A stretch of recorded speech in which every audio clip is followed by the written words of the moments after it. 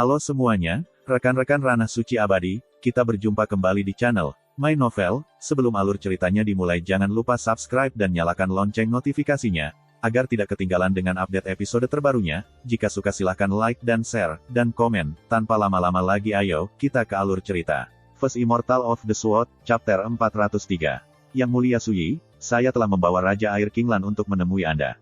Tao Qingshan membungkuk memberi salam. Dia tampak seperti kurcaci, dengan alis putih dan janggut putih, dan tatapannya terpesona dan hormat. Seorang pemuda tegap, tampak jujur dengan jubah kain sederhana berdiri di sampingnya. Dia tampak berani dan kuat, dan kulitnya gelap, sedangkan matanya cerah dan ekspresif. Ketika dia melihat Tao Qingshan membungkuk, pemuda itu buru-buru mengikutinya, tampak bersemangat sekaligus tidak yakin. Suyi melambai dari kursi anyaman. Tidak perlu semua kesopanan ini. Saya tidak pernah menyukai tampilan etiket yang rumit.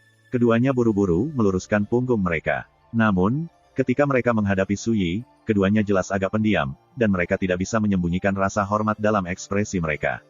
Suyi sudah menjadi kultivator legendaris. Dia telah mendaki ke puncak 3 negara sendirian. Jangankan seniman bela diri biasa, bahkan pembudidaya sejati hanya bisa memandangnya. Tao Qingshan dan pemuda berjubah kain sederhana sama-sama mendengar cerita tentang pencapaian Suyi. Sekarang, berdiri di hadapannya lagi, mereka merasa seolah-olah sedang menatap dewa. Suyi memandang pemuda itu dari atas ke bawah. Tidak buruk sama sekali. Sudah kurang dari 3 bulan, tapi kamu sudah mengambil wujud manusia, dan fondasimu sangat luar biasa. Pria muda itu tidak lain adalah Raja Air Kingland. Tubuh aslinya adalah kura-kura cangkang lunak, dan dia tinggal di dasar sungai Kingland. Ketika Suyi mengunjungi ibu kota Gyeokzhou Agung, dia menyeberangi sungai Kingland di punggung kura-kura. Saat itu, Suyi mengarahkannya, menyuruhnya mengunjungi Tao Qingshan dan mempelajari seni transformasi. Suyi juga mengatakan bahwa, selama kura-kura softshell bermetamorfosis menjadi kultivator Yao sejati dan memasuki origin Dao dalam waktu 3 bulan, dia akan mengajarinya metode kultivasi yang sesuai. Ini adalah percobaan. Siapa yang mengira kura-kura cangkang lunak akan benar-benar melakukannya? Pemuda berjubah kain sederhana berkata dengan rasa syukur, semua yang telah saya capai hari ini, Anda berikan kepada saya. Jika Anda tidak mengizinkan Raja Gunung Tao untuk berbagi rahasia transformasi, saya tidak tahu kapan saya akan menjadi kultivator Yao sejati. Sesuatu tiba-tiba terpikir oleh Suyi, dan dia berkata, baiklah. Saya setuju untuk mengajari Anda teknik kultivasi, dan tentu saja saya tidak akan mengingkari kata-kata saya. Dia berhenti, lalu melanjutkan, saya memiliki 2 metode kultivasi yang cocok untuk Anda. Salah satunya disebut, mantra 9 revolusi Yao surgawi. Itu cukup untuk mendukung kultivasi Anda sampai Anda mencapai spirit Dao. Tao Qingshan dan pemuda itu tersentak. Keduanya tampak terguncang. Keduanya adalah Yao kecil yang baru saja melangkah ke jalur kultivasi. Warisan yang bisa mereka kembangkan sampai ke spirit Dao tidak berbeda dengan berkah abadi yang tak tertandingi. Namun, sebelum mereka dapat menjawab, Suyi melanjutkan, warisan rahasia lainnya disebut Sutra Esensi Sejati Xuanwu. Dalam hal kehalusan, itu jauh melampaui mantra 9 revolusi surgawi Yao. Namun, saya hanya akan membagikan metode dan mantra untuk 3 alam asal Dao. Selain itu, jika Anda ingin mendapatkan warisan ini, Anda harus setuju untuk melakukan sesuatu untuk saya sebagai balasannya. Hati pemuda itu bergetar, dan dia mengepalkan tinjunya. Yang mulia, tolong beri saya pencerahan. Saat aku pergi ke Gritsia, aku ingin kau ikut denganku, kata Suyi. Pemuda berjubah kain sederhana itu tercengang. Dia berasumsi bahwa Suyi akan menuntut sesuatu yang sangat sulit dan menuntut. Siapa sangka yang harus dia lakukan hanyalah menemani Suyi dalam perjalanannya. Tao Qingshan bisa dibilang sangat iri. Bagaimana itu bahkan percobaan? Itu jelas merupakan kesempatan sebesar surga itu sendiri. Jika dia menemani Yang Mulia Suyi dan melayani di sisinya, bukankah dia pasti akan menerima bimbingannya? Terutama karena Yang Mulia mengatakan bahwa Sutra Esensi Sejati Xuanwu jauh melampaui mantra 9 revolusi Yao surgawi. Tao Qingshan menarik pemuda itu. Jangan hanya berdiri di sana. Cepat dan berterima kasih padanya atas kebaikannya. Pemuda berjubah kain bereaksi seolah terbangun dari mimpi. Dia tergagap, senior, jika itu berarti kesempatan untuk melayani di sisimu, aku akan menyetujui apapun. Jelas bahwa dia sangat bersemangat sehingga dia tidak tahu harus berbuat apa dengan dirinya sendiri. Suyi mengangguk, lalu mengeluarkan secarik batu giok dan menggunakan akal ilahinya untuk mengukirnya dengan metode dan mantra untuk 3 alam asal Dao. Meskipun slip giok ini hanya berisi metode untuk mengolah sutra esensi sejati Xuanwu di 3 alam asal Dao, itu cukup bagi Yao dari levelmu untuk mengalami metamorfosis, seperti ikan mas menjadi naga. Setelah Anda mengingat isinya, hancurkan slipnya. Suyi memberikan slip giok kepada pemuda itu. Dipahami, pria muda berjubah kain sederhana itu buru-buru menerimanya dengan kedua tangan, lalu merasakan rahasianya dengan akal ilahi. Beberapa saat kemudian, dia menghancurkan batu giok itu, lalu mengepalkan tinjunya. Senior, aku sudah mengingatnya. Ketika Tao Qingshan melihat ini, dia tidak bisa membantu tetapi mengerahkan keberaniannya dan berkata, Yang mulia, orang yang rendah hati ini bersedia menyerahkan hidupnya untuk tujuan Anda. Tidak peduli kesulitannya, saya tidak akan menolak. Su Yi meliriknya. Jadi, jika mau, Anda bisa tetap di sini, di Sekte Amplifikasi Mendalam, tapi jangan terlalu cepat bersemangat. Saya tidak akan mengajari Anda apapun dalam 10 tahun ke depan, saya juga tidak akan memberi Anda kata-kata bimbingan sekecil apapun. Pikirkan baik-baik, lalu beritahu saya keputusan Anda. Dao tidak boleh diwariskan begitu saja, dan Dharma tidak boleh diajarkan begitu saja. Kura-kura Softshell telah menerima warisan karena pertemuan mereka adalah takdir, dan karena Su Yi telah memberikan persetujuannya. Pemuda itu telah lulus ujiannya, jadi Su Yi tidak keberatan membantunya mengejar Grand Dao. Tapi Tao Qingshan berbeda. Roh alam yang lahir dari pohon persik api yang murni ini telah menerima bimbingannya kembali di Mother Ghost Ridge. Jika dia ingin tinggal di sisi Su Yi dan bekerja untuknya, dia tentu saja harus lulus ujian terlebih dahulu. Hanya dengan begitu dia bisa mendapatkan wawasan tentang hati Tao Qingshan dan memoles temperamennya. Tentu saja, Tao Qingshan dapat memilih untuk menolak tawarannya. Namun, setelah keheningan sesaat, Tao Qingshan berkata dengan sungguh-sungguh dan tegas, Yang mulia, saya mengerti. Sudahlah 10 tahun, bahkan jika saya harus menunggu 1 abad atau 1 milenium, saya bersedia mengikuti Anda. Su Yi mengangguk tetapi tidak mengatakan apa-apa. Dia tidak menerima seorang murid, jadi tidak perlu terlalu menuntut. Dia berpikir sejenak, lalu memerintahkan, mulai sekarang kamu akan tetap di sini. Sebentar lagi, cari Palace Master Ning. Dia akan mengatur segalanya untukmu. Ya Pak, Tao Qingshan dan pemuda berjubah kain sederhana setuju serempak. Benar, Su Yi tiba-tiba teringat sesuatu. Dia menoleh ke pemuda itu dan berkata, saat itu, saya setuju bahwa begitu Anda mengambil bentuk manusia, saya akan memberi Anda nama dan gelar Taois. Apakah Anda bersedia menerimanya? Setelah jeda singkat, tercengang, pemuda itu menjadi gila karena gembira, dan lututnya jatuh ke tanah. Dia berkata dengan suara gemetar, Senior, tolong beri saya nama. Su Yi berpikir sejenak, lalu berkata, kamu membuat rumahmu di bawah sungai Qinglan, dan meskipun kamu seorang Yao, kamu memiliki hati yang mengejar Dao dengan tekad. Itu benar-benar langka dan berharga. Bagaimana kalau kami memanggilmu, Yuan Heng, atau ketekunan asli? Yuan, atau asal, berarti mengingat titik awal dan niat awal seseorang. Itu juga terdengar seperti kata, kura-kura cangkang lunak. Heng, atau ketekunan, layaknya orang yang gigih mengejar Grand Dao. Pemuda berjubah kain segera memahami makna yang lebih dalam, dan dia sangat bersyukur hingga dia hampir menangis. Dia bersujud, terima kasih, Senior. Terima kasih. Ketika Tao Qingshan melihat ini, dia sangat iri. Penggarap sangat khusus tentang gelar Taois mereka. Mereka tidak hanya berisi harapan si pemberi kepada si penerima, mereka juga merupakan bentuk pengakuan dan perlindungan.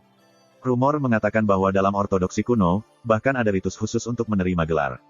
Itu adalah upacara yang khusyuk dan megah, acara besar untuk seluruh sekte. Hanya para ahli yang sangat berpengaruh dan terkemuka yang bisa memimpinnya. Siapa yang memilih gelar Taois seorang murid bahkan dapat memengaruhi prospek masa depan mereka.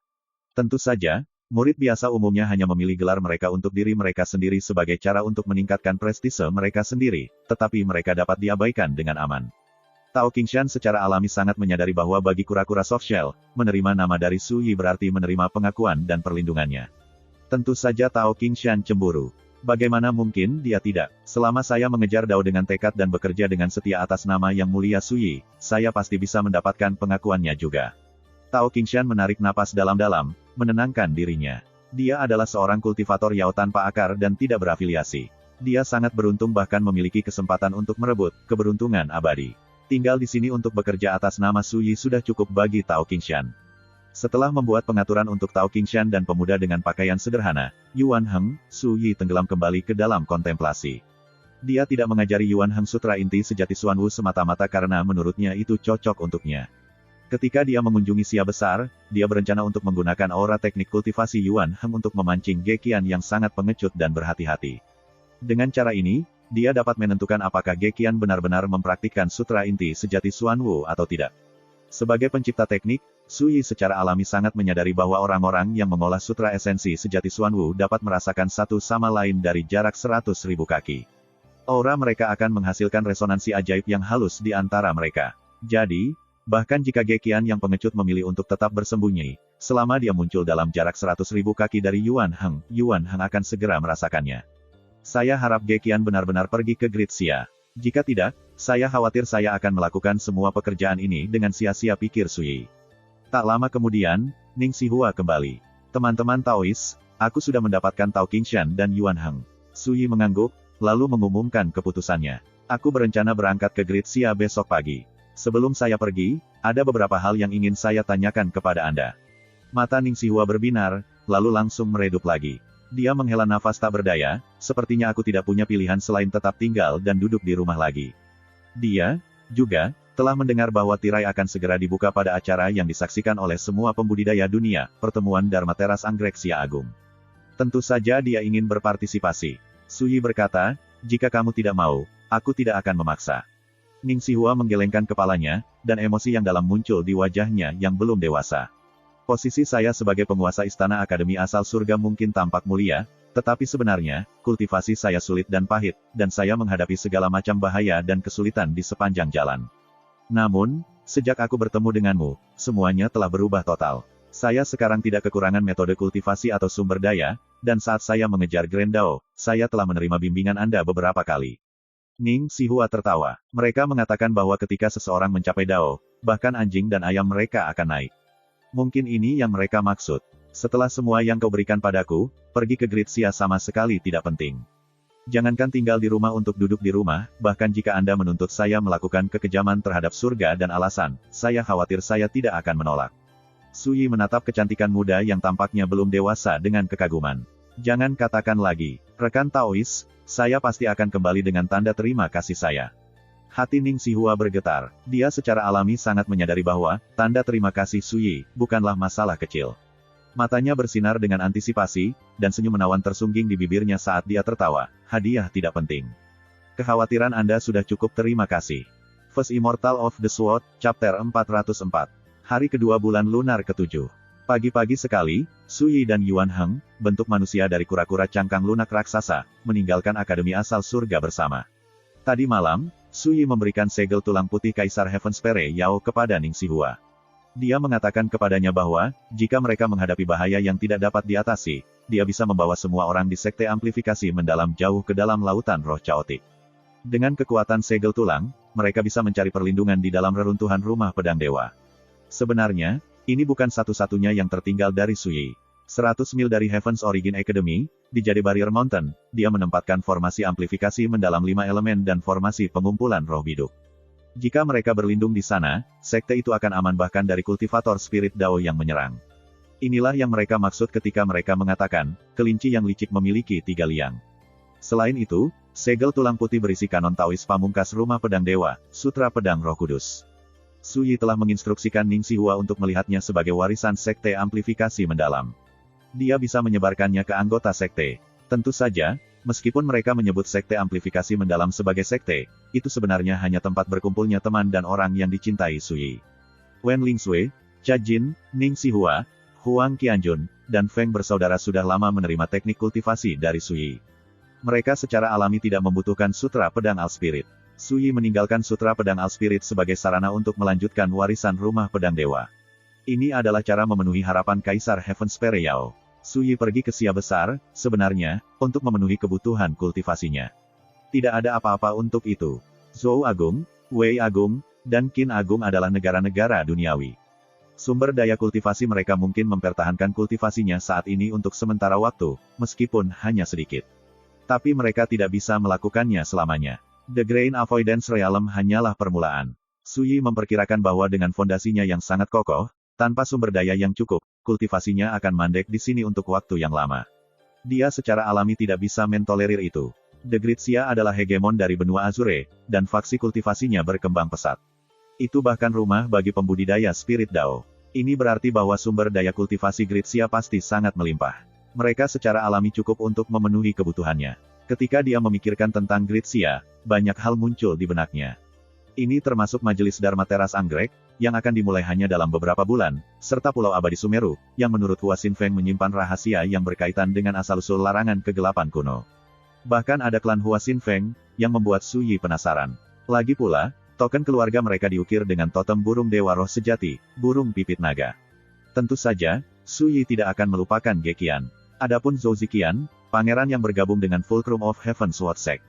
Su Yi sama sekali tidak peduli padanya. Itu sangat jauh dari Zhou besar ke Xia besar, dan dia harus melewati lusinan negara yang tersebar di seluruh benua Azure, melintasi gunung dan sungai yang tak terhitung jumlahnya. Su Yi tidak terburu-buru. Seperti yang dia lakukan di masa lalu, dia lebih suka melakukan perjalanan dengan berjalan kaki. Dia berjalan melewati hutan belantara dan berjalan di tengah debu merah dunia duniawi. Sepanjang jalan, dia mengagumi gunung, air, dan semua ciptaan. Dia melihat langit, dan segala sesuatu yang hidup di antara mereka. Bepergian adalah salah satu bentuk kultivasi. Konfusianis menekankan pentingnya melakukan perjalanan 10.000 mil, sementara para pembudidaya Buddha mengukur dunia sebagai bagian dari praktik pertapaan mereka. Taois menguji murid-murid mereka dengan meminta mereka memasuki dunia untuk meredam diri mereka sendiri. Bahkan kultivator setan menekankan pemahaman 7 emosi dan 6 kesenangan indrawi, pencuri hati, di tengah-tengah masa. Semuanya demi kultivasi dan memantapkan hati. Mereka berkata bahwa memahami urusan duniawi adalah pengetahuan sejati, dan kecanggihan dalam urusan duniawi adalah pembelajaran sejati. Jalur kultivasi terletak antara memasuki dan meninggalkan dunia fana. Jadi, di jalan berikutnya, ketika Su Yi merasakan desakan, dia mengendarai pedangnya, mengendalikan angin saat dia mengamati keindahan gunung dan sungai dari tempat tinggi. Terkadang, dia memilih berjalan kaki, melewati segala macam kota. Ketika dia menemukan satu yang disukainya, dia akan menghabiskan beberapa hari di sana. Ketika kesal, dia akan pergi, terbang ribuan mil jauhnya. Yuan Heng menemaninya dalam perjalanannya, memenuhi kebutuhannya. Apakah mereka hidup seadanya di hutan belantara atau tenggelam dalam kemakmuran duniawi? Dia menempel pada Su Yi seperti lem, memainkan peran sebagai pelayan. Dia mengambil semua masalah sepele pada dirinya sendiri. Meskipun mereka kadang-kadang menghadapi perselisihan di sepanjang jalan, Su Yi tidak perlu turun tangan. Dengan kultivasinya, Yuan Heng menyelesaikan semuanya dengan mudah. Segera, lebih dari 10 hari telah berlalu. Tuan dan pelayan telah melewati banyak negara duniawi dan melintasi gunung dan sungai yang tak terhitung jumlahnya. Mereka sekarang berada di perbatasan Great Liang, di bentangan pegunungan yang dikenal sebagai Floating Immortal Ridge, dekat sungai yang mengalir deras. Ada sebuah desa kecil yang sangat terpencil di dekat tepi sungai. Hari sudah gelap, sungai mengalir, dan pegunungan Floating Immortal Ridge menjulang tinggi di kejauhan. Keduanya diselimuti kegelapan pekat di langit malam. Tuan, lihat ke sana. Penduduk desa terdekat memasang lampu apung ke air. Yuan Heng menunjuk ke kejauhan. Banyak lampu sudah dinyalakan. Semua orang di desa, tanpa memandang usia atau jenis kelamin, berkumpul di sini. Mereka menyalakan lilin mereka, satu demi satu, menempatkannya ke dalam lentera mengambang dengan berbagai bentuk, dan menempatkannya ke dalam air. Lampu yang berkedip-kedip mengalir ke hilir. Mereka sangat mencolok di langit malam. Apakah mereka mempersembahkan korban kepada yang meninggal? Tanya Su Yi. Benar, Tuan, kata Yuan Heng. Ini hari ke-15 bulan ke-7 lunar, Festival Zongyuan, atau seperti yang biasa disebut orang biasa, Festival Hantu. Mereka mengatakan bahwa ini adalah malam ketika Yin Qi paling melimpah. Selama Festival Hantu, penampakan yang tersebar di seluruh dunia menghantui. Oleh karena itu, rakyat jelata menyalakan lampion, membakar kertas dupa, dan mempersembahkan korban dengan harapan melewati malam dengan aman. Saat mendengar ini, Su Yi mengerti. Dia secara alami sangat menyadari Festival Zongyuan. Orang biasa mungkin menyebutnya festival hantu, tetapi para pembudidaya mengetahuinya sebagai hari ketika Yin Qi langit dan bumi berada pada titik terpadatnya. Pergeseran posisi murni dan tidak murni, energi murni tenggelam dan mandek, sementara yang tidak murni naik ke atas. Yin Qi lebih padat dari biasanya, itu saja. Tidak ada yang berharga tentang dirinya sendiri. Di tepi sungai yang jauh, seorang tetua kurus berdeham dan berteriak, "Cepat, cepat. Semuanya, pulanglah. Malam ini, tidak peduli siapa Anda, tidak ada dari Anda yang diizinkan meninggalkan rumah. Bahkan jika ada gangguan di luar, Anda tidak boleh membuka pintu dan keluar. Jika kamu melakukannya, hantu pasti akan memakanmu." Penduduk desa dengan cepat bubar. Malam itu gelap dan dalam, tanpa bulan atau bintang. Desa itu terpencil dan dibangun di tengah hutan belantara, dan mereka bisa mendengar lolongan binatang di kejauhan. Setiap penduduk desa membawa lentera kertas. Para pria menggiring istri dan anak-anak mereka, dan mereka semua bergegas pulang. Tiba-tiba, dua lentera mulai bergerak ke arah Su Yi. Hanya setelah mereka semakin dekat, dia melihat pemiliknya dengan jelas, seorang anak laki-laki berusia sekitar 12 tahun dan seorang gadis berusia 6 atau 7 tahun. Anak laki-laki itu kurus dengan kulit gelap dan kapak diikat pinggangnya. Gadis itu memiliki kuncir, dan wajahnya kurus dan pucat. Mereka jelas kakak dan adik. Keduanya mengenakan jubah kain tua dan kasar yang ditutupi tambalan. Ketika mereka melihat Su Yi dan Yuan Heng berdiri di tengah semak-semak, keduanya melompat dan mundur beberapa langkah. Anak laki-laki itu menarik kapaknya dan segera berdiri dengan protektif di depan kandang kecilnya. Apakah kalian laki-laki atau hantu? Jika kita adalah hantu, kalian berdua pasti sudah mati. Yuan Heng tertawa dan berkata, semua orang di desamu sudah pulang. Kemana kalian pergi? Pria muda itu langsung waspada. Mengapa kamu ingin tahu? Gadis kecil itu menjulurkan kepalanya dari belakang dan memeriksa Su Yi dan Yuan Heng. Dia berkata dengan malu-malu, kakak, mereka tidak menakutkan sama sekali. Mereka jelas bukan hantu. Kakaknya tertawa. Kamu tidak mengerti. Jika ada satu hal yang bisa dilakukan hantu dengan baik, itu adalah transformasi. Terkadang, seseorang terlihat seperti orang baik, tetapi sebenarnya mereka jahat dan jahat. Yuan Heng baru saja akan mengatakan sesuatu saat Su Yi melambai padanya. Minggir dan biarkan mereka lewat. Dia kemudian keluar dari jalan mereka. Yuan Heng tercengang, tapi diam-diam dia melakukan hal yang sama. Ketika pemuda itu melihat ini, dia ragu-ragu, lalu meraih tangan saudara perempuannya dan melewati mereka dari samping. Ayo, kita ikuti mereka. Ingat, jangan beritahu mereka. Su Yi berjalan ke arah yang sama dengan yang ditinggalkan saudara kandungnya. Yuan Heng agak bingung. Jangan bilang dia merasakan sesuatu. Namun, dia tidak mengajukan pertanyaan. Dia hanya menekan rasa ingin tahunya dan mengikuti. Anak laki-laki itu memegang kapaknya di satu tangan, sementara yang lain memimpin adik perempuannya saat mereka berlari menjauh. Sedikit kurang dari 10 menit kemudian, pemuda dan adik perempuannya berhenti di depan kuburan yang ditumbuhi tanaman. Bocah itu mengayunkan palkanya dan dengan cekatan membersihkan rumput liar. Setelah berdiri tegak, dia mengambil lilin wangi, uang kertas, dan sepiring kue manis dari tas di pinggangnya. Dia menyalakan lilin beraroma, lalu menyajikan kue sebagai persembahan dan berlutut. Bu, kami di sini untuk menemuimu. Dia kemudian menarik gadis di sampingnya. Adik perempuan, cepat, kau tahu untuk ibu. Gadis itu baru saja berlutut ketika matanya melebar dan dia menjerit ketakutan. Kakak, hantu. Anak laki-laki itu berdiri dan melihat setitik api hijau yang menakutkan bergoyang di kegelapan yang jauh. Dia samar-samar bisa membedakan sosok halus dalam warna putih. Berlari, bocah itu sangat terkejut hingga punggungnya berkeringat dingin. Dia segera meraih tangan adiknya, berbalik, dan melarikan diri. Namun, sebelum dia melangkah jauh, dia tiba-tiba berhenti. Tidak jauh dari sana, bayangan merayap tumbuh seperti tanaman merambat, hantu dan mengesankan dan terbungkus asap hitam yang bergolak. Itu melemparkan dirinya sendiri ke saudara kandung. Ekspresi bocah itu berubah drastis. Dia tiba-tiba menarik adiknya mendekat, berbalik, dan lari ke arah yang berbeda. Tapi sebelum dia pergi jauh, sosok halus berbaju putih juga muncul di sana, menghalangi jalan mereka. Kali ini, bocah itu melihatnya dengan jelas. Dia adalah hantu wanita berbaju putih, dengan rambut acak-acakan dan rongga mata kosong kecuali api hijau hantu. Wajahnya sangat pucat dan transparan. Suara mendesing. Hantu wanita menyerang mereka. Dia luar biasa cepat, saudara kandung tidak punya waktu untuk menghindar. Dalam menghadapi krisis yang akan segera terjadi ini, anak laki-laki itu menggertakkan giginya dan berdiri dengan sikap protektif di depan adik perempuannya. Dia berteriak, lari, adik perempuan. Buru-buru. Saat dia berbicara, tangannya mencengkeram kapaknya, yang diayunkan di depannya. Retakan, kapak itu pecah, membuat bocah itu terlempar ke belakang. Hantu wanita itu bahkan tidak berhenti untuk melihatnya. Dia menerjang lurus ke arah gadis kecil itu, rongga matanya yang berapi-api melonjak dengan cahaya serakah dan serakah. Bantu aku, kakak. Gadis kecil itu roboh, meringkuk seperti bola, dan menjerit. Mata bocah itu melotot, dan dia merasa seolah-olah dia telah menusuk jantungnya dengan pisau. Sejak orang tua mereka meninggal, adik perempuannya adalah satu-satunya kerabat yang dia tinggalkan. Melihat hantu itu mendekatinya, matanya menjadi merah, dan dia merasa seolah-olah akan meledak. Tapi dia sudah terlambat untuk menyelamatkannya. Tepat ketika wanita hantu berbaju putih itu hendak menjangkau gadis itu, dengusan dingin terdengar. Hantu kecil yang remeh sepertimu berani menyakiti orang. Kamu melihat kematian. Semburan cahaya kemasan mengikuti, menembus kegelapan yang pekat. Itu sangat menyilaukan. Bang! Hantu wanita berbaju putih tidak bisa mengelak tepat waktu. Dia meledak seperti bubur kertas, lalu menghilang menjadi asap hijau. Anak laki-laki dan gadis kecil itu sama-sama tercengang. Cahaya keemasan yang menyilaukan tetap ada. Bagi mereka, seolah-olah ada dewa yang turun dari surga dan muncul di hadapan mereka. First Immortal of the Sword, Chapter 405.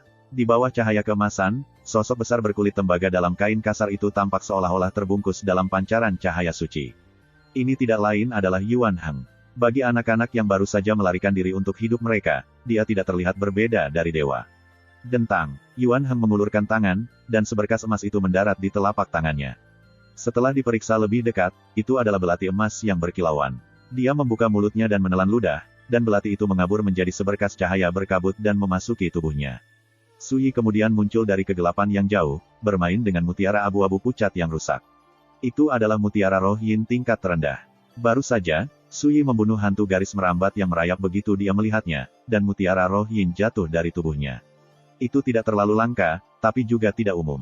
Secara umum, hanya hantu yang mengerti sedikit tentang kultivasi yang bisa menghasilkan benda seperti itu.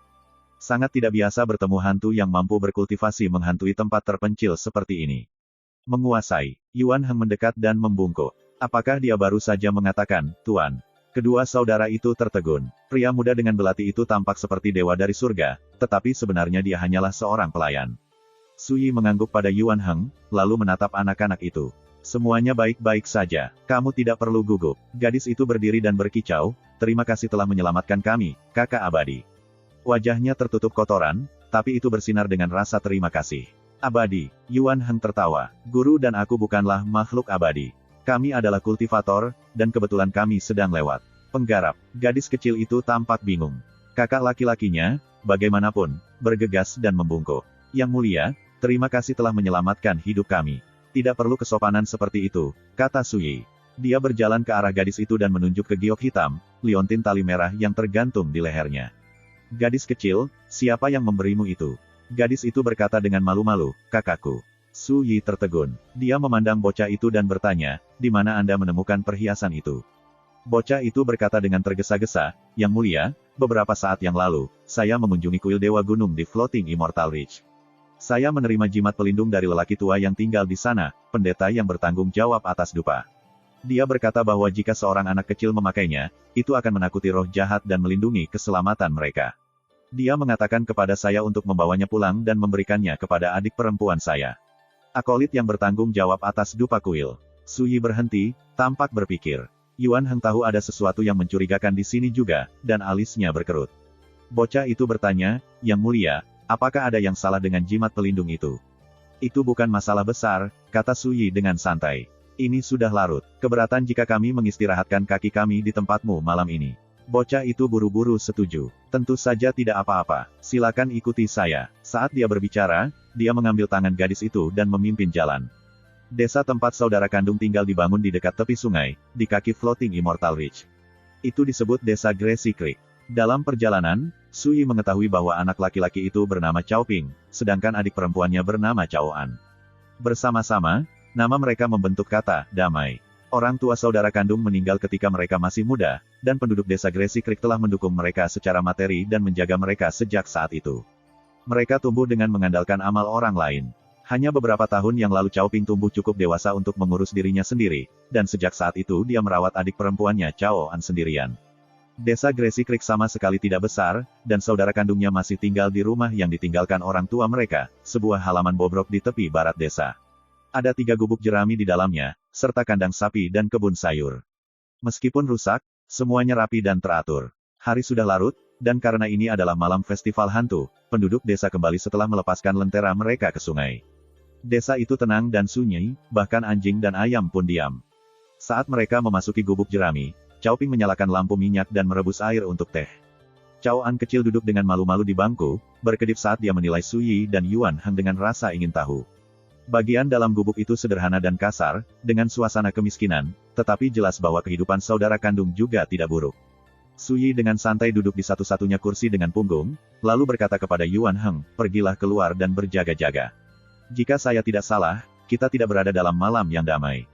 Mengerti. Yuan Heng bergegas keluar. Suyi kemudian melirik Cao An dan berkata dengan lembut, anak kecil, bisakah kamu menunjukkan padaku jimat pelindungmu? Tentu saja kamu bisa melihatnya, kakak yang abadi, kata gadis itu dengan ceria. Dia kemudian bangkit, melepas batu giok hitam, dan memberikannya kepada Suyi. Kakak abadi, Suyi sempat kehilangan kata-kata. Dia mengulurkan tangan, mengacak-acak rambut gadis itu, dan tertawa. Karena kamu memanggilku seperti itu, aku harus memastikan keselamatanmu dan kakakmu. Saat dia berbicara, tatapannya tertuju pada batu giok hitam. Itu hanya seukuran kelengkeng, dan itu bulat sempurna. Rasanya halus dan sedikit dingin di telapak tangannya, dan setelah diamati lebih dekat, permukaannya secara alami berpola seperti urat daun. Ini benar-benar gathering Yin Jade. Sekilas Suyi mengenalinya. Ini adalah giok roh yang lahir dari Yin Ki bawah tanah. Penggarap bisa menggunakannya untuk membuat jimat giok dan pernak-pernik lainnya. Namun, jika seorang gadis duniawi memakainya, yin qi di dalam batu giok secara bertahap akan menyusup dan bertahan di dalam tubuhnya. Seiring waktu, suhu tubuhnya akan turun, hingga akhirnya, yin qi merusak jantungnya, membunuhnya. Tampaknya ada masalah dengan pendeta kuil Dewa Gunung ini. Aku khawatir penampakan yang kita temui malam ini bertindak atas perintahnya, pikir Sui. Tak lama kemudian, Cao Ping membawa teko yang mengepul dan 2 cangkir tanah liat kasar ke meja. Dia baru saja akan menyeduh teh ketika Sui mengambil teko dan berkata, izinkan aku. Saat dia berbicara, dia mengeluarkan sepotong snow jade ginseng, mencabut beberapa akar rambut, dan merendamnya di air panas. Kemudian, dia menuangkan 2 cangkir besar. Dia meletakkannya di atas meja dan berkata, ini, 1 untukmu dan 1 untuk adikmu. Setelah akar rambut meresap ke dalam air, aroma bening melayang ke udara. Baunya sendiri menenangkan pikiran dan indera. Cao Ping dan Cao An melakukan apa yang diperintahkan, mengeringkan cangkir mereka. Beberapa saat kemudian, wajah kecil Cao An yang pucat dan seperti lilin berubah menjadi kemerahan, dan seluruh tubuhnya memanas.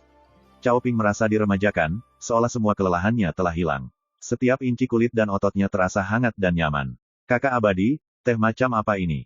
Ini benar-benar enak. Mata Cao An berbinar, dan dia menatap poci teh. Sepertinya dia menginginkan lebih. Su Yi tertawa. Kamu hanya bisa minum teh ginseng di dalam teko sekali sehari. Apakah kamu mengerti? Cao An mengangguk dengan tegas.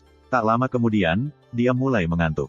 Lagi pula, dia baru berusia sekitar 6 tahun.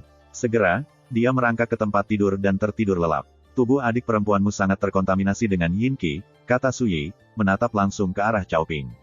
Ingat ini, dia harus minum secangkir teh ginseng setiap hari selama seminggu.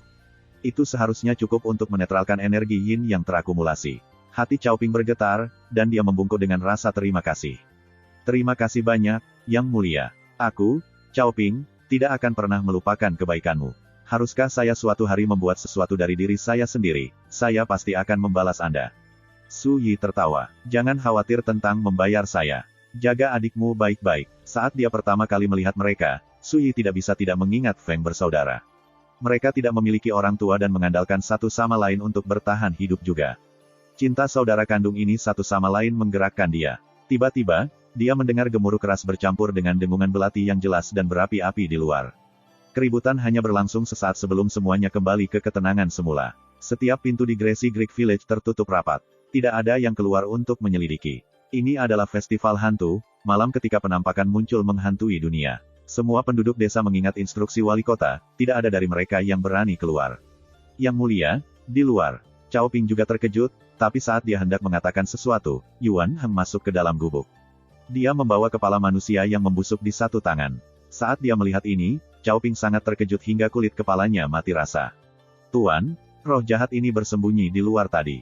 Saat ia mencoba mendekat, aku meraihnya.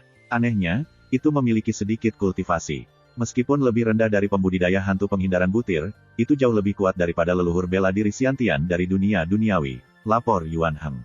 Sepertinya kita harus mengunjungi Floating Immortal Ridge malam ini, kata Su Yi.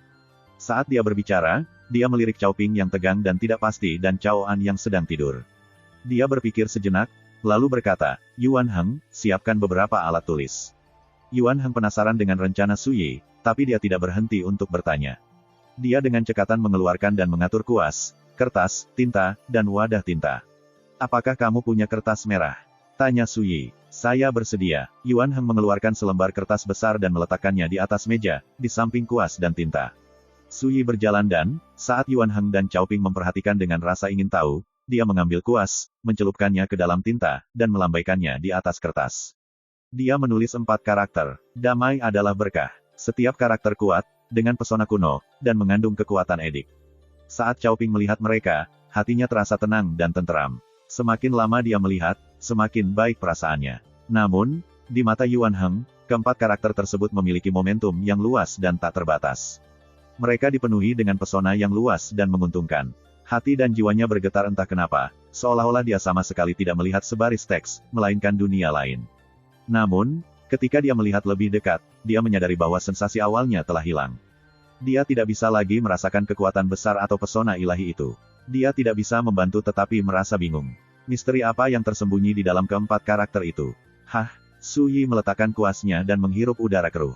4 karakter yang dia tulis adalah pemandangan umum di dunia biasa, namun masing-masing dihiasi dengan kekuatan dekrit Taois, jimat perlindungan rumah gunung 5 suci. Ini adalah dekrit yang awalnya dirancang untuk menjaga kekayaan gua abadi. Itu sangat ajaib, dan itu bisa terhubung dengan jejak kekuatan keberuntungan takdir yang menyebar ke seluruh langit dan bumi. Namun sekarang, Su Yi telah menulis kekuatan dan pesona dekrit ke dalam garis kaligrafi, damai adalah berkah. Meskipun kedalamannya kurang dari 1/10.000 dari jimat perlindungan rumah 5 gunung suci yang lengkap, ini adalah rumah biasa di dunia duniawi. Jimat itu lebih dari cukup untuk memastikan keselamatan mereka dan mengundang energi keberuntungan dan keberuntungan. Berkatnya hanya 4 karakter, namun menulisnya telah menghabiskan hampir 30% energi Su Yi. Jika Su Yi mencoba jimat perlindungan rumah 5 gunung suci yang lengkap, dia akan gagal. Dia tidak mungkin melakukannya pada kultivasinya saat ini. Cao Ping, besok, paku ini di atas ambang pintu. Anggap saja sebagai hadiah untukmu dan adikmu. Ini sudah larut, dan kita harus pergi. Selamat tinggal, kata Su Yi. Dengan itu, dia berbalik dan meninggalkan gubuk jerami. Yuan Heng bergegas mengejarnya. Yang mulia, bolehkah saya meminta nama Anda yang terhormat? Cao Ping buru-buru mengejar mereka, tapi saat dia melihat keluar, dia tidak melihat apa-apa selain kegelapan. Su Yi dan Yuan Heng sudah menghilang. First Immortal of the Sword, Chapter 406. Punggungan abadi terapung. Malam itu gelap dan berat. Ada sebuah kuil di Gunung Dewa yang dibangun di tengah gunung. Patung pelipisnya adalah seorang lelaki berpenampilan baik hati yang memegang botol batu giok di telapak tangannya yang terulur. Ada meja di depan patung yang syarat dengan dupa dan lilin yang menyala. Cahaya mereka yang berkedip-kedip terpantul pada patung itu, memberikan tambahan kemilau belang-belang. Seorang tetua bungkuk botak dengan jubah Taois usang duduk bersila di atas sajadah di depan meja. Dia jelas berpakaian seperti seorang Taois, namun dia memegang untaian tasbih hitam dan duduk bersila seperti biksu Buddha. Jika Cao Ping ada di sini, dia akan mengenali pria itu sekilas. Ini adalah pendeta yang bertanggung jawab atas dupa kuil, Taois kayu bakar. Ada halaman di luar kuil. Itu penuh dengan pohon pinus dan cemara, menciptakan kanopi hijau mewah yang berdesir ditiup angin malam. Tiba-tiba, sesosok tubuh masuk ke halaman, dan gemerisik pepohonan terhenti tiba-tiba. Itu adalah seorang pemuda dengan jubah berwarna darah. Kulitnya pucat pasi, dan matanya merah cerah. Kabut hantu memancar darinya, dan dia memiliki serangkaian tengkorak seukuran kepalan tangan yang tergantung di lehernya. Dia melintasi kegelapan dalam keheningan total. Pemuda itu berjalan ke kuil, lalu berlutut dan berkata dengan hormat, Patriark, kami telah mengumpulkan 36 anak laki-laki perawan dan 35 perawan perempuan sesuai dengan perintah Anda. Hanya gadis terakhir yang hilang.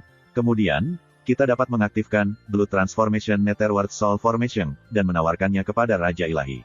Oh, kata Taois kayu bakar, suaranya serak dan rendah. Gadis mana yang hilang? Pemuda berjubah darah itu gemetar dari ujung kepala sampai ujung kaki dan buru-buru berkata, kemungkinan besar Cao An dari Gracie Creek Village. Aku mengirim Darkwater untuk menjemputnya, dan aku percaya itu tak lama lagi. Sebelum dia bisa menyelesaikan kalimatnya. Retakan, suara jernih terdengar, dan salah satu tasbih Taois kayu bakar meledak retak, lalu hancur menjadi bubuk abu-abu dan tersebar. Mata keruh Taois kayu bakar tiba-tiba tajam dan menyeramkan, dengan kilatan dingin dan haus darah. Air gelap sudah mati. Taois kayu bakar tiba-tiba menatap pemuda yang berlutut dengan jubah berwarna darah dan berkata dengan dingin, dari 12 pelayan hantu yang telah kukumpulkan, Darkwater memiliki harapan terbesar untuk melangkah ke Origin Dao dan menjadi pembudidaya hantu sejati. Dia adalah bibit yang baik, tapi sekarang, dia meninggal. Pemuda berjubah berwarna darah itu gemetar. Patriark, tolong, tenangkan amarahmu. Saya akan mengunjungi Gracie Creek Village sendiri dan... Taois kayu bakar memotongnya. Tidak dibutuhkan. Kami hanya kehilangan satu penawaran. Itu tidak masalah. Jika kita melewatkan malam ketika Yin Qi adalah yang terpadat, semua yang telah saya lakukan akan sia-sia. Dia berhenti, lalu menarik napas dalam-dalam dan berkata, siapkan persembahan. Dalam 10 menit, saya secara pribadi akan mengedarkan Blood Transformation Netherworld Soul Formation. Iya Pak, pemuda itu bangkit, lalu bergegas masuk lebih dalam ke halaman. Dia berhenti di depan sebuah sumur kuno, lalu melompat masuk. Taois kayu bakar bangkit dari sajadahnya, lalu berbalik dan melihat patung yang memegang botol batu giok. Sebuah ejekan samar naik di bibirnya. Di mata duniawi, Anda adalah dewa gunung, dan dupa menyala untuk menghormati Anda siang dan malam. Namun, di mataku, kamu hanyalah patung lumpur. Manusia yang vulgar itu bahkan percaya bahwa membakar dupa dan berkorban untuk menghormatimu akan memberi mereka perlindunganmu. Sungguh lelucon yang menyedihkan. Taois kayu bakar menggelengkan kepalanya. Malam itu gelap dan berat. Su Yi dan Yuan Heng mendekati kuil Dewa Gunung dari jauh. Tuan, Yin Qi telah mendatangkan malapetaka di tempat ini, dan menyelimutinya dengan kabut hantu yang tebal. Bagaimana ini sebuah kuil untuk Dewa Gunung? Ini jelas hanya tempat persembunyian penampakan, kata Yuan Heng dengan suara rendah. Ini memang kuil Dewa Gunung, kecuali sudah lama diambil alih oleh hantu tua, yang berkultivasi. Saat Sui berbicara, dia melirik ke sisi gerbang halaman yang megah. Di luar gelap, tanpa bulan atau bintang, tetapi dengan perasaan ilahi, Sui masih bisa melihat bait yang ditempelkan di ambang pintu. Kertasnya rusak, dan tintanya memudar, tapi dia masih bisa melihat pesannya dengan samar. Balas balik dan pembalasan adalah bagian dari siklus karma. Kadang datang lebih awal, kadang terlambat, tapi bagaimana Anda bisa menghindari takdir? Ketenaran dan kesombongan hanyalah sebuah teater, dan setiap orang adalah aktor, baik di dalam maupun di luar panggung. Setelah membaca ini, Sui diam-diam menggelengkan kepalanya. Garis-garis itu jelas bukan karya seorang kultivator. Bagi orang-orang di dunia fana, pembalasan karma yang dijelaskan di sini sungguh menenangkan, dan mendorong perilaku yang baik. Tetapi dia takut hanya sedikit pembudidaya yang percaya pada kebaikan dan karma. Namun, Sui yakin bahwa kekuatan karma memang ada, itu tidak ada hubungannya dengan menghargai kebajikan, atau menghukum kejahatan. Saat dia merenung, Sui meletakkan tangannya di belakang punggung dan berjalan menembus kegelapan dan masuk ke kuil, seolah-olah keluar untuk berjalan-jalan santai. Yuan Heng mengikutinya. Wosh, gelombang, pinus dan cemara yang menjulang tinggi menggemerisik daunnya, dan suara bisikan yang tidak wajar terdengar dari kanopi yang lebat. Oh, kami benar-benar memiliki tamu yang tinggal selarut ini. Ini adalah festival hantu. Apakah mereka datang untuk menyalakan dupa? Hahaha, menarik, menarik. Oh, sayang, lihat kulitmu yang lembut dan daging yang lembut. Mau bermain denganku? Sosok ramping dan halus tiba-tiba melesat keluar dari kanopi dan tiba di depan Sui. Dia cantik, dan dia terlihat sekitar 16 tahun. Dia berpakaian seperti putri dari keluarga kaya, dan dia memegang kipas daun teratai. Matanya yang indah menatap Sui, berkobar karena panas dan sama sekali tidak malu. Dia bahkan dengan sengaja meremas gundukan kembar di dadanya, membuatnya terlihat lebih penuh. Sebelum Sui bisa menjawab, Yuan Heng berteriak, "Iblis yang berani. Apakah kamu tidak tahu siapa kamu? Beraninya kau berparade di depan tuanku. Kamu benar-benar tidak tahu arti kata, kematian." Ledakan, telapak tangan Yuan Heng terbanting. Dia sama agung dan kuatnya dengan dewa. Hantu wanita itu tercengang, tetapi sebelum dia bisa mengelak, telapak tangannya menghancurkan tengkoraknya, dan seluruh tubuhnya meledak menjadi asap hijau dan bubar. Halaman menjadi sunyi ketika suara-suara di kanopi tiba-tiba berhenti berbisik. Sui melirik Yuan Heng. Ke depan, cobalah dan pertahankan profil yang lebih rendah. Apa yang akan kami lakukan jika Anda menakuti target kami dan dia menyelinap pergi sebelum kami tiba? Yuan Heng langsung panik. Tuan, tolong, yakinlah. Saya tidak akan terlalu impulsif untuk maju. Sui mengangguk. Aku akan meninggalkan hantu di halaman untukmu. Dengan itu, dia melanjutkan ke kuil Dewa Gunung. Sebelum memasuki kuil, perasaan ketuhanannya menangkap aura seorang pembudidaya hantu yang berdiri di dalam. Siapa yang mengira saya akan bertemu dengan sesama Taois di sini, di hutan belantara pegunungan yang terpencil? Ini memang langka. Taois kayu bakar tua mencengkeram tasbihnya dan memeriksa Sui yang perlahan mendekat. Sui memandang Taois kayu bakar ke atas dan ke kota. Apakah kamu yang memberikan gathering Yin Jade? Sikapnya membuat Taois kayu bakar mengerutkan alisnya. Sepertinya ada kesalahpahaman. Jika saya menyinggung Anda, izinkan saya untuk meminta maaf. Rekan Taois, saya harap Anda bisa bermurah hati dengan pengampunan Anda, berkelahi tidak akan ada gunanya bagi kita berdua. Saat dia berbicara, dia membungkuk sedikit dan mengepalkan tinjunya, membuat dirinya tampak rendah hati.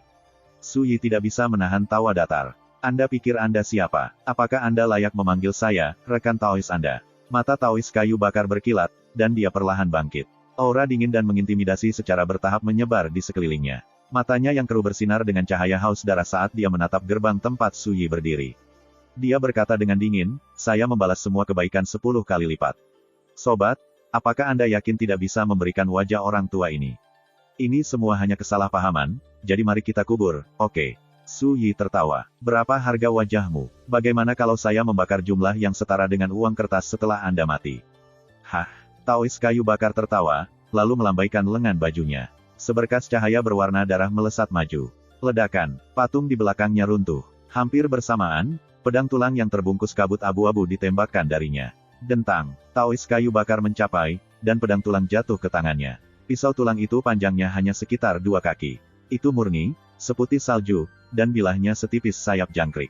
Begitu dia mencengkeramnya, Taois kayu bakar mengangkatnya dan mengayunkannya. Garis ki pedang abu-abu melesat, seperti kilat yang menyeramkan. Itu menyerang dengan kekuatan yang lebih besar daripada pembudidaya penghindaran butir manusia.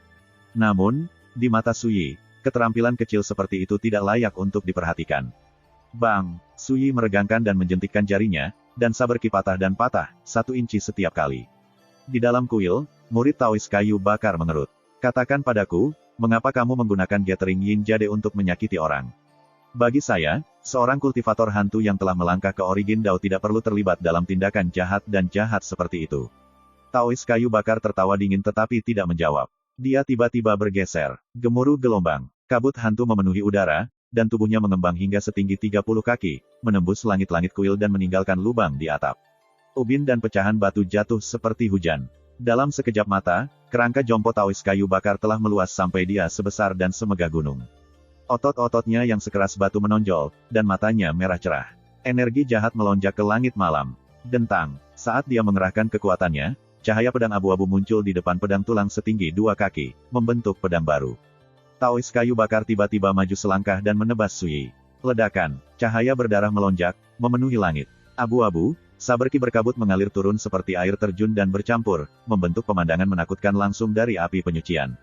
Pedang itu lebih dari 2 kali lebih kuat dari sebelumnya. Kultivator penghindaran butir lainnya kemungkinan besar tidak akan berani berbenturan dengan cahaya setajam itu secara langsung. Namun, mata Suyi bersinar dengan ejekan dingin. Kamu melebih-lebihkan dirimu sendiri. Lengan bajunya mengepul saat dia mengangkat satu tangan, mengepalkan tinjunya, dan meninju udara. Itu adalah serangan biasa dan bersahaja, tetapi ketika jejak kepalan tangan biru yang berkilauan terbang ke depan, itu membentur seperti gunung suci purba. Bang! Visi api penyucian yang memenuhi langit dan saber ki keduanya hancur di bawah kekuatan kepalan ini, menyapu dan menyebar seperti hujan cahaya. Ledakan, kekuatan jejak tinju tidak berkurang sedikit pun. Itu membanting langsung ke Taois kayu bakar. Suara rendah dari tulang yang hancur terpancar dari tubuhnya yang setinggi 30 kaki, dan dia mengempis seperti bola karet yang tertusuk. Tinju itu berlanjut melewatinya, menghantam tanah dengan ledakan yang terdengar. Tubuh Taois kayu bakar pecah. Kulit dan dagingnya terkoyak, dan darah serta darah mengalir dari titik tumbukan. Segera setelah itu, gempa susulan menyebar ke kuil itu sendiri. Bangunan itu runtuh menjadi tumpukan puing. Itu hanya satu pukulan, namun itu menekan pembudidaya hantu alam penghindaran butir yang perkasa ini. Yuan Heng berdiri di halaman. Dia awalnya berencana untuk campur tangan, tetapi ketika dia melihat ini, matanya membelalak. Hantu-hantu yang bersembunyi di antara bayang-bayang pohon bergetar ketakutan dan terdiam seperti jangkrik di musim dingin. Pukulan seperti itu tampak seperti karya dewa abadi. Itu menakutkan di luar batas. First Immortal of the Sword, Chapter 407. Asap dan debu tersebar. Tubuh Taois kayu bakar sudah rusak dan dipukuli menjadi bubur. Luka-lukanya sangat kejam, sulit untuk dilihat. Seberkas cahaya berwarna darah keluar dari mayatnya, secepat kilat, dan menyerbu lebih dalam ke halaman. Suyi sepertinya sudah mengantisipasi hal ini. Dia tidak berusaha menghentikan cahaya itu. Sebaliknya, dia menembak dalam sekejap dan mengikutinya. Suara mendesing. Dalam sekejap mata, seberkas cahaya merah terbang ke sebuah sumur kuno jauh di dalam halaman. Suyi tiba di samping sumur dan merogoh ke dalamnya dengan akal ilahi. Beberapa saat kemudian, matanya bersinar dengan cahaya aneh. Seperti yang kupikirkan, ada sesuatu yang aneh tentang orang ini. Saat dia merenung, Suyi melompat ke dalam sumur kuno. Di kejauhan, Yuan Heng pulih dari keterkejutannya. Dia tidak bisa membantu tetapi terlihat malu. Dia telah merencanakan untuk berurusan dengan penampakan yang bersembunyi di antara pohon pinus dan cemara saat Suyi bertarung. Siapa yang mengira dia akan terlalu terganggu?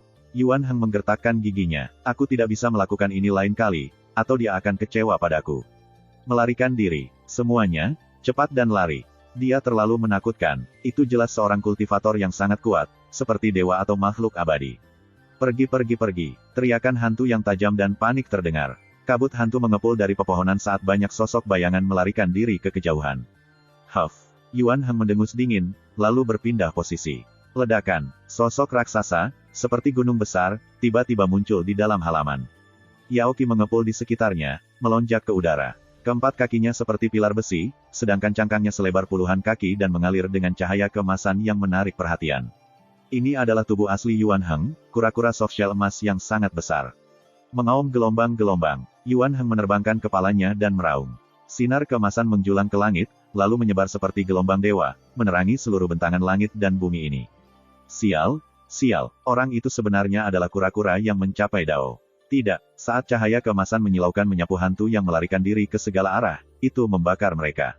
Jiwa mereka tersebar dan tersebar, tidak meninggalkan apapun. Tidak ada yang selamat. Yuan Heng menggelengkan kepalanya yang besar dan seukuran rumah. Sosoknya yang besar bergeser saat dia langsung memulihkan penampilan seorang pemuda dengan jubah kain sederhana. Namun, candi gunung telah runtuh, dan sekarang menjadi reruntuhan. Bahkan pohon pinus dan cemara di sekitarnya telah dihancurkan. Dari kejauhan, sepertinya seseorang telah meratakan tempat itu. Yuan Heng tidak menunda, dia berbalik, memasuki apa yang tersisa dari halaman, dan menembak ke arah mulut sumur kuno. Dasar sumur sebenarnya adalah sebuah gua besar yang diukir di jantung Floating Immortal Ridge. Bagian tengah gua adalah tempat ritual yang berbentuk seperti 8 trigram. 36 panji berdarah berbaris di sekeliling tanah ritual. Ada sepasang anak, satu laki-laki dan satu perempuan, terikat pada masing-masing bendera. Ada satu pengecualian penting, satu bendera hanya memiliki satu tawanan, seorang anak laki-laki.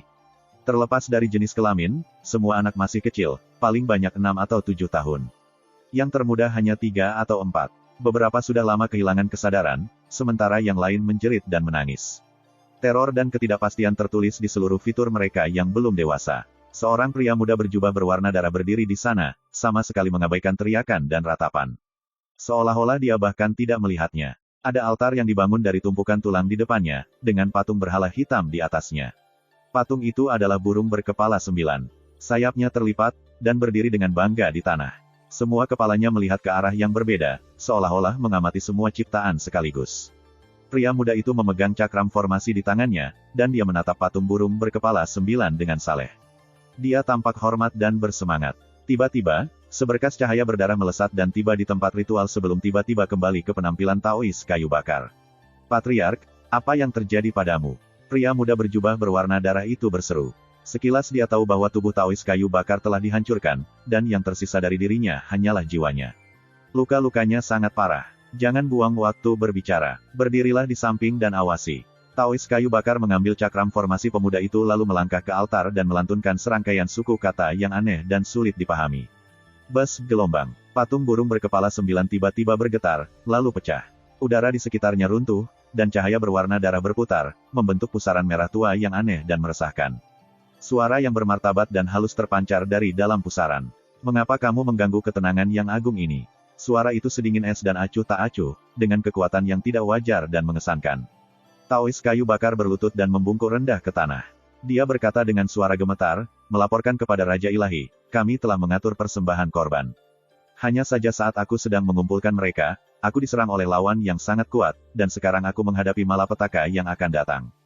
Saya dengan rendah hati meminta campur tangan Raja Ilahi. Tolong, bantu bawahanmu menghajar musuhnya. Suara bermartabat itu bergema dari dalam pusaran berwarna darah.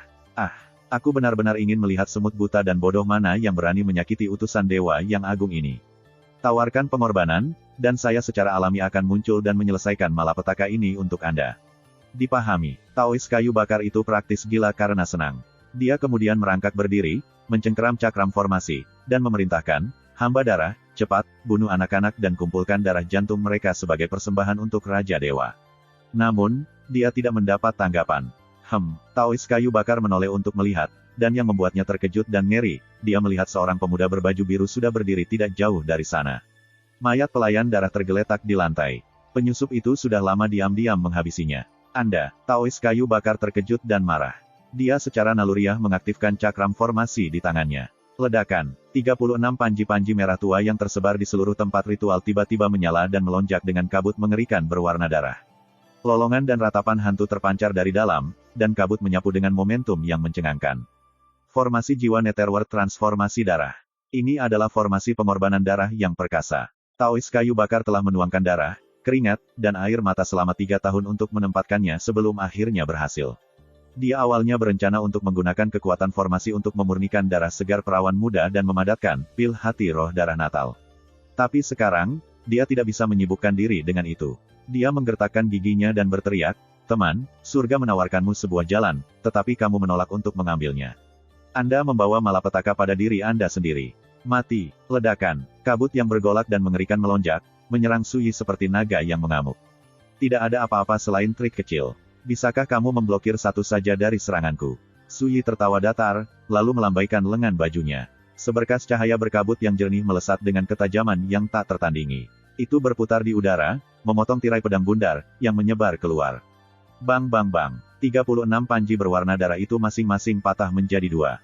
Pada saat yang sama, kabut merah tua yang berputar keluar dari kendali formasi, menyebar di udara dan menghilang tanpa jejak dalam sekejap mata. Mata Taois kayu bakar melebar seolah-olah dia disambar petir.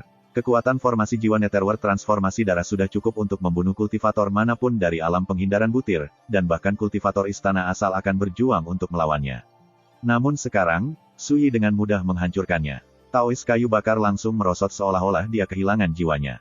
Lututnya jatuh ke tanah sekali lagi, dan dia menjerit ke dalam pusaran merah. Dengan rendah hati saya meminta agar Raja Ilahi muncul dan menghancurkan orang ini. Su Yi mengabaikan Taois kayu bakar. Dia berjalan ke tengah tempat ritual, di mana pusaran berwarna darah melayang di atas kepala. Tatapannya agak aneh. Mengapa skenario ini tampak familiar? Taois kayu bakar melotot dan menjerit, "Kenal. Anda menghancurkan pengorbanan besar saya untuk Raja Ilahi. Anda ditakdirkan." Tunggu saja. Alis Su Yi terangkat, dan sesuatu tiba-tiba terlintas di benaknya. Dia menghadapi pusaran dan bertanya dengan ragu, "Raja Tragedi Ilahi."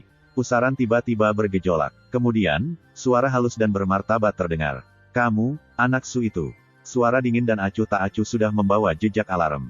"Haha, tidak heran kupikir pengorbanan darah ini terlihat familiar. Jadi, itu kamu lagi, kamu binatang yang tidak berharga." Su Yi tertawa. Su Yi menyaksikan pengorbanan serupa jauh di dalam perairan Great Azure, di kota Ninebens Raja Air Wuhuan. Penerima pengorbanan itu adalah makhluk ini, Raja Tragedi Ilahi. Su Yi juga ingat bahwa, pada saat itu, dia mencoba memprovokasi burung berkepala 9, dengan sengaja memusuhi dia dengan harapan meyakinkannya untuk tampil secara pribadi. Sayangnya, Raja Tragedi Ilahi tidak pernah muncul. Dari sini, Su Yi menyimpulkan bahwa Raja Tragedi Ilahi tidak mampu melintasi penghalang antara dunia dan muncul secara langsung. Dia tidak akan menyangka bahwa di sini, jauh di dalam punggung bukit terapung liang besar, dia akan bertemu burung itu sekali lagi. Binatang tak berharga, pikiran Taois kayu bakar menjadi kosong. Dia melihat Divine Monarch of Tragedy sebagai dewa, keberadaan yang tak tertandingi. Kekuatan raja sangat luas dan tidak terbatas. Dia tidak pernah menyangka bahwa Su Yi akan berani memfitnah raja dewa seperti ini. Apa bedanya ini dengan menghujat dewa? Ini benar-benar kamu, bajingan kecil. Suara bermartabat Raja Ilahi dari tragedi terpancar dari dalam pusaran. Dia terdengar marah, dan sepertinya dia hampir kehilangannya. Su Yi tertawa, tidak peduli sedikit pun, lalu bertanya dengan penuh minat. "Sudah setengah tahun sejak terakhir kali kita bertemu. Apakah Anda memiliki kekuatan untuk menyeberang sekarang?" Kedalaman pusaran berwarna darah itu sunyi. Su Yi mengerutkan alisnya. "Karena kamu tidak bisa tampil secara langsung, kamu setidaknya harus memiliki cara untuk mewujudkan kekuatanmu di seluruh dunia, kan?"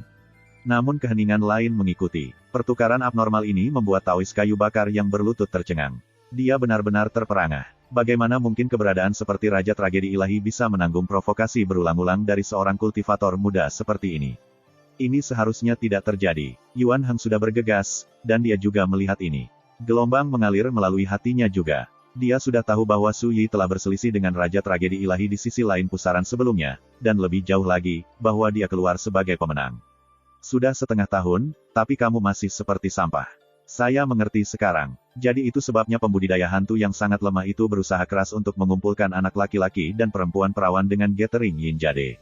Ternyata dia bertindak atas perintahmu, dasar binatang tak berharga." Su Yi menggelengkan kepalanya. Nada suaranya membawa 3 bagian penghinaan dan 3 bagian jijik, serta sedikit kekecewaan. Wosh, gelombang. Pusaran berwarna darah bergejolak hebat. Segera setelah itu, suara yang sebelumnya bermartabat dari Raja Ilahi dari tragedi terdengar, tetapi kali ini, dia terdengar histeris.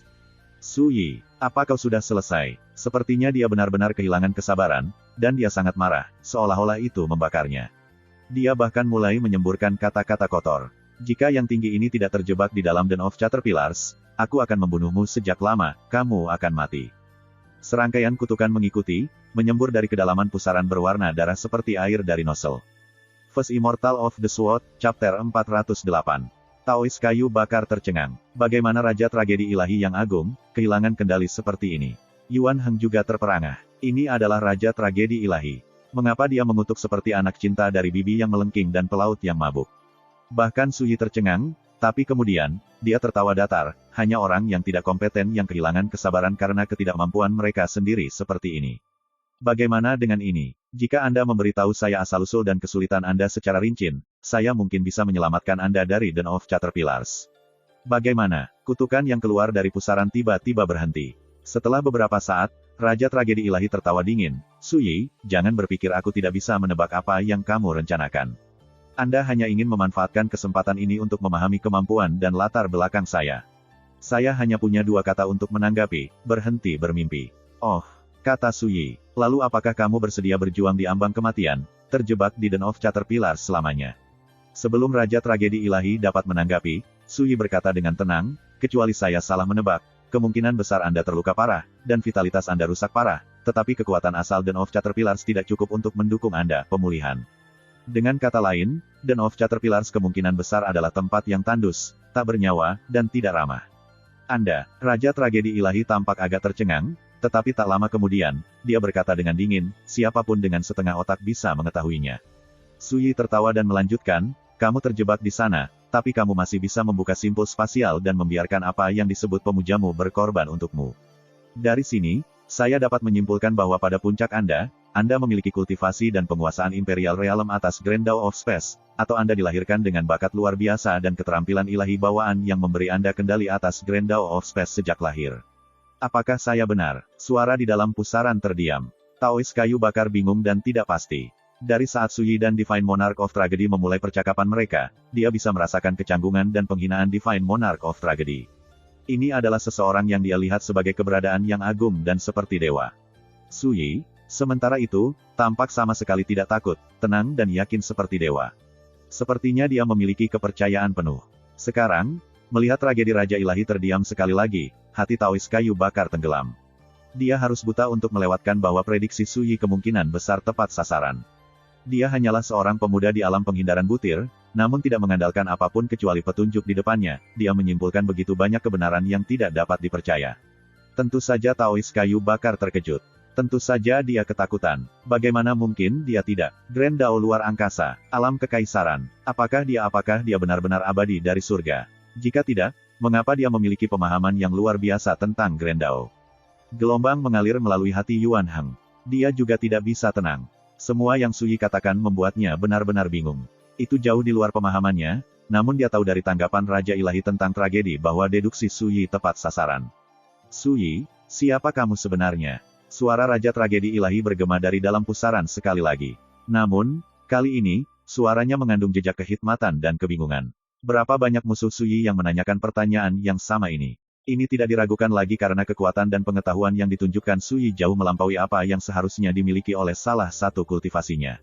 Ini selalu membuat musuh-musuhnya tercengang, bingung, dan dilanda ketidakpercayaan.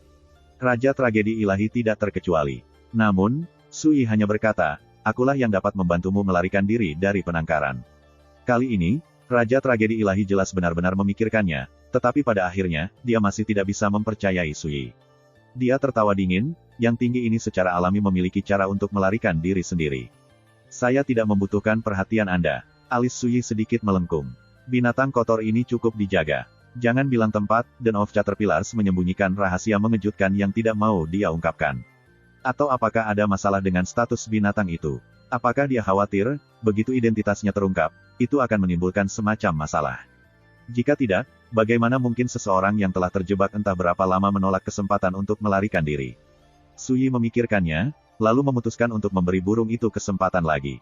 Aku memiliki seni rahasia. Dengan itu, bahkan jika Anda berada di tempat tandus dan tak bernyawa, Anda dapat menyerap semua jenis energi langit dan bumi untuk memulihkan kultivasi Anda. Satu-satunya kelemahan adalah jika Anda melakukannya, itu akan menimbulkan korosi dan mencemari fondasi Anda di Grendel, dan kultivasi Anda akan menjadi beraneka ragam dan tidak murni. Sebelum dia bisa menyelesaikannya, suara tragedi Raja Ilahi terdengar sekali lagi. Sepertinya dia sudah kehabisan kesabaran. Apakah teknik rahasia seperti itu benar-benar ada di dunia ini? Senyum tipis, hampir tak terlihat muncul di bibir Suyi, dan dia berkata dengan santai, jika kamu tertarik, dengarkan aku dulu. Raja Tragedi Ilahi membentak, Suyi, jangan coba-coba memanipulasiku. Kesulitan dan hambatan apa yang belum saya hadapi? Yang harus Anda lakukan adalah mengangkat pantat Anda, dan saya tahu kentut macam apa yang akan keluar. Biarkan aku memberitahu Anda, Suyi memotongnya di sini. Apakah kamu ingin mendengar sisanya atau tidak? Menurut saya pusaran yang Anda wujudkan dari simpul spasial Anda tidak akan bertahan lebih lama. Suara Raja Tragedi Ilahi tiba-tiba terhenti. Lama berlalu sebelum dia berhasil mengeluarkan hanya dua kata, katakan. Senyum di bibir Suyi semakin kuat. Yang ingin saya katakan adalah, bahkan jika mengolah teknik rahasia ini mencemari fondasi Anda di Grendel, saya memiliki cara untuk membantu Anda menyelesaikan masalah itu. Aku bisa memberimu gulungan pertama dari teknik ini sekarang. Dengan kecerdasan dan kultivasi Anda, saya yakin Anda akan langsung tahu apakah ini nyata atau tidak. Raja Tragedi Ilahi terdiam. Dia tahu betul bahwa agar Su Yi melakukan ini, dia pasti merencanakan sesuatu. Tetap saja, dia harus mengakui bahwa teknik seperti itu sangat menggoda. Dia merasa seperti orang yang hampir kelaparan jika seseorang meletakkan buah persik yang berair namun jelas beracun tepat di depannya. Dia tahu itu berbahaya, tetapi dia sangat lapar sehingga sulit untuk menahan godaan. Saya bisa makan buah persik dan memuntahkan racun yang tersembunyi di dalamnya, bukan? Raja Tragedi Ilahi menguatkan dirinya dan mengambil keputusan. Namun, dia masih waspada. Kamu, apa sebenarnya yang kamu inginkan? Su Yi tertawa dan mengabaikan pertanyaan itu sepenuhnya. Dia mengeluarkan slip batu giok kosong dan mengukir sebagian dari teknik kultivasi rahasia. Lihat ini dulu. Dia kemudian melemparkannya ke pusaran berwarna darah. Suara mendesing. Pusaran berputar, menghasilkan fluktuasi energi yang hebat. Beberapa saat kemudian, slip batu giok menghilang, dan pusaran itu meredup. Itu sudah menunjukkan tanda-tanda kehancuran yang akan segera terjadi. Kekuatan simpul spasial ini paling banyak hanya dapat menerima pengorbanan beberapa barang biasa. Lebih dari itu, dan itu akan cepat hancur dan hancur, pikir Su Yi. Tidak heran binatang kotor itu masih dalam kesulitan. Persembahan dari dunia fana hampir tidak cukup untuk membangkitkan seleranya. Jika pusaran berwarna darah itu seperti kolam, maka persembahan kurban itu seperti air yang mengalir di dalamnya. Terlalu banyak air, dan kolam akan meluap dan runtuh. Dari sini, dia dapat menyimpulkan bahwa meskipun Divine Monarch of Tragedy dapat membuat node spasial, kekuatan setiap node spasial tersebut sangat terbatas. Ini kemungkinan besar terkait dengan tingkat keparahan luka-lukanya. Jika seorang kultivator biasa berdiri di sini, ketika mereka melihat pusaran berwarna darah dan berinteraksi dengan Raja Tragedi Ilahi, mereka kemungkinan akan bereaksi seperti yang dimiliki Taois kayu bakar. Artinya, mereka akan melihat Raja Tragedi Ilahi sebagai eksistensi yang sangat agung, dan mereka akan menjadi pemujanya yang taat. Tapi Su Yi bisa menyimpulkan segala macam informasi tentang dia dalam sekejap. Ini adalah keuntungan dari pengetahuan dan pengalaman. Tiba-tiba, suara Raja Tragedi Ilahi terdengar. Dia tertawa dingin, kamu hanya memberiku gulungan pertama dari teknik rahasia. Saya tentu saja tidak percaya itu ajaib seperti yang Anda katakan. Keluarkan bagian yang tersisa. Selama saya dapat memastikan bahwa itu mengesankan seperti yang Anda katakan, apapun niat Anda, saya akan mempertimbangkan untuk menyetujui kondisi Anda. Oh, kata Su Yi, sudah larut, dan simpul spasialmu akan runtuh. Mari kita bicara lebih banyak saat kita bertemu lagi. Mengapa kita harus menunggu sampai waktu berikutnya? Raja Tragedi Ilahi baru saja tertawa dingin dan mencoba menawar, tetapi sekarang, dia jelas-jelas panik. Aku hanya memberimu waktu untuk menenangkan diri dan memikirkan semuanya. Saya tidak ingin Anda menganggap diri Anda terlalu tinggi, Su Yi tertawa. Ingatlah ini, jika kamu ingin melarikan diri, kamu harus mengingat tempatmu ketika kamu meminta bantuan. Tundukkan kepalamu saat waktunya menundukkan kepala, dan mengalah saat waktunya menyerah. Konsekuensi dari sikap keras kepala sulit diprediksi. Raja Tragedi Ilahi terdiam beberapa saat, lalu berkata, kalau begitu, bisakah Anda memberitahu saya berapa banyak bagian dari teknik rahasia yang tersisa? Su Yi berkata dengan tenang, teknik rahasia ini disebut, mantra jahat penyulingan void. Cukup banyak bagian yang tersisa. Itu semua tergantung pada apakah Anda dapat meyakinkan saya untuk memberi Anda sisanya tanpa menahan apapun. Kau sengaja melakukan ini. Anda menggunakan umpan untuk menarik minat saya. Anda ingin memaksa saya untuk mengikuti Anda seperti anak anjing dan mengibaskan ekor saya untuk Anda, bukan? Raja Tragedi Ilahi sangat marah. Dia mengutuk, Su Yi, kamu bajingan. Kamu benar-benar busuk. Nada suara Su Yi menjadi dingin dan acuh tak acuh. Lain kali kita bertemu, sebelum kita membicarakan bisnis, kamu harus meminta maaf atas perilaku burukmu. Jika tidak, saya jamin tidak ada cara lain yang akan saya lakukan untuk membantu Anda keluar dari kurungan Anda. Mengerti. Raja Tragedi Ilahi terdiam sekali lagi, dia sepertinya menangkap ketidaksenangan Su Yi. Dia sudah lupa berapa kali dia terdiam selama percakapannya dengan Su Yi. Lama berlalu sebelum dia berbicara lagi. Lain kali, kapan kita bisa bertemu lagi? Suaranya terasa lebih lembut dan lebih lemah, tanpa gertakan atau kutukan yang tak terkendali dari sebelumnya. Su Yi tersenyum. Ikan itu sekarang benar-benar di kail. Dia berkata dengan santai, kamu tahu namaku. Saya mungkin akan tinggal di Gritsia untuk sementara waktu. Bukankah Anda merekrut banyak pengikut? Kapanpun Anda siap, kirim seseorang untuk menemukan saya. Bang! Pusaran merah runtuh dan menghilang. Meskipun dia belum mendapatkan jawaban yang jelas dari tragedi Raja Ilahi, Su Yi yakin bahwa binatang kotor itu tidak dapat menolak bantuannya. Itu sudah cukup. Sarang ulat. Menarik. Su Yi merenung. Ulat adalah pemandangan umum di dunia duniawi. Mereka kecil dan sederhana. Namun, sarang ulat, ini dapat menahan seseorang yang telah menguasai makna mendalam dari Grendel of Space, seorang yang dicurigai sebagai penggarap Imperial Realm. Ini berarti Den of Caterpillars tidak mungkin sederhana. Saat dia berpikir, Suyi melirik Taois kayu bakar yang sedang berlutut. Pria itu sudah lama ketakutan karena akalnya. Ketika dia merasakan tatapan Suyi, apa yang tersisa dari jiwanya bergetar tak terkendali. Dan dia tergagap, senior, jika Anda memberi saya jalan menuju kehidupan, yang rendah hati ini akan memberitahu Anda rahasia besar tentang tragedi Raja Ilahi. Terima kasih, sampai jumpa di episode berikutnya.